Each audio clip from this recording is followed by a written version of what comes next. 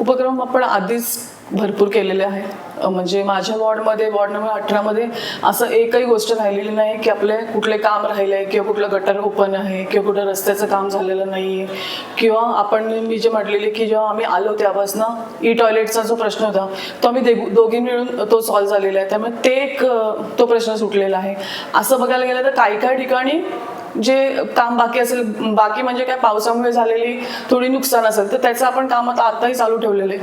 त्यामुळे उपक्रम ही पहिलेही घेतलेले आणि आताही चालू आहे. शिबिर अनेक आपण घेतलेली आहेत. त्यामुळे ते सगळं चालूच आहे. नक्कीच सगळेच सक्षम असतात आपल्या स्थानी. तसं मी माझ्याबद्दल म्हणेन की महिलांच्या प्रश्नांसाठी मी नेहमीच अग्रेसर राहिलेली आहे. महिलांसाठी जेव्हा मला वाटलं की मी जे माझं उपक्रम चालवले आहे अजूनपर्यंत चालू आहे, आता येता रविवारी ते होणार आहे.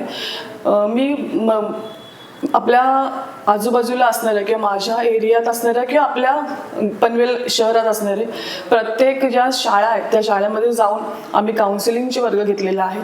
त्याच्यामध्ये मी पक्ष किंवा असं काही इतकं धरून बसली नव्हते की आपण पक्षा थ्रू काय करतोय किंवा पक्षाचं नेतृत्व म्हणून मी करते असं नव्हतं.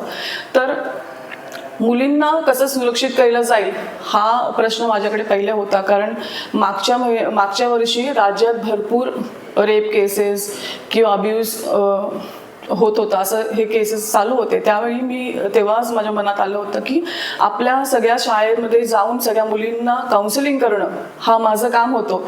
त्याच्यात थोडंसं माझं एज्युकेशन झालेलं आहे म्हणून त्याबद्दल मला माहिती आहे आणि मी माझ्यासोबत सायकॅट्रिस्ट किंवा सायकोलॉजिस्ट शिकलेल्या मुली किंवा असं घेते आणि त्यांना सोबत घेऊन जाऊन ती राईट पाथ त्यांना दाखवण्याचं माझं काम आहे.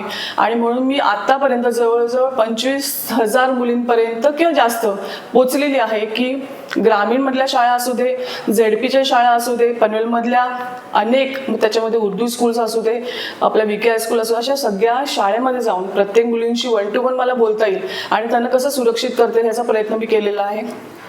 अनेक रोडवर आपण म्हणतो की डाऊन टू अर्थ आपण नगरसेवक असला पाहिजे. नगरसेवक हा रस्त्यावर काम करणारा माणूस असतो. त्यामुळे कधीही रात्रीचे कुठलेही फोन आले तर आम्ही आणि माझे मिस्टर हे दोघंही अग्रेसर असतो की कुठलाही फोन आला, काही झालं तरी पहिले आम्ही जाऊन तिथे बघणं हे आमचं काम आहे. आमचे फोन्स कधी बंद नसतात. असं कधीच झालं नाही की माझा फोन स्विच ऑफ लागला आणि मला कोणी फोन केला आणि मी तिथे पोचली नाही. कुठल्याही पोलीस स्टेशनला केस आली असेल, मग ती माझ्या एरियात घडलेला रेप केस आलेली असेल, मग त्याचा पंचनामासाठी रात्रभर तिथे बसणं, हे सगळे असे कित्येक जणी कामं असतात की घरगुती भांडणं असतात किंवा ऍक्सिडेंट असतात किंवा कोरोनाच्या वेळी झालेले हॉस्पिटलाइज करणं होतं. हे सगळ्यासाठी मी भाग घेतलेला आहे किंवा माझ्या मिस्टरने भाग घेतलेला आहे.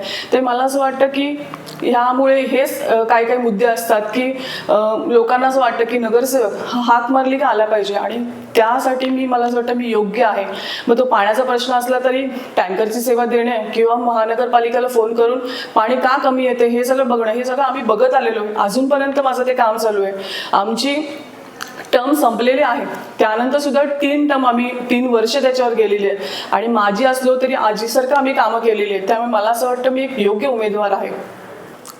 नक्कीच आपण आता शाळेमध्ये जास्त घडते, त्यामुळे आपण स्कूल्समध्ये मला वाटतं आपण एक मेंटर ठेवणं कंपल्सरी आहे, ठेवलं पाहिजे.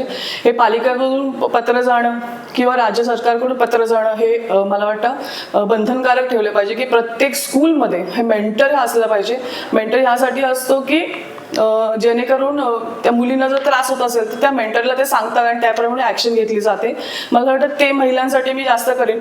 मग आपण माझ्या वॉर्डात येणारे वडाले तलाव आहे, वडाले तलावाच्या इथे असुरक्षितता खूप बघायला मिळते रात्रीच्या वेळी म्हणा किंवा जिथे रिमोट एरिया म्हणजे वडाले तलावाच्या भोवती जो वॉकिंग एरिया ठेवलेला आहे तिथे काही ठिकाणी असं आहे की तिथे खूप गर्दुले बसलेले असतात. मग तिथे पोलीस ठेवणं आणि ती सुरक्षा मला वाटतं चालू केलेली आहे आपण, पण त्याच्यात जरी वाढवता आली तर वाढू. आणि आपण CCTVचा एक प्रयत्न करणार आहोत की हाय लेवल म्हणजे जी थोडंसं उंचावर CCTV बसवणं, जेणेकरून ते ट्रॅक करू शकतात पोलीस बसल्या ठिकाणी. हे सगळं सुरक्षितता मला वाटतं महिलांसाठी करणार आहोत आम्ही.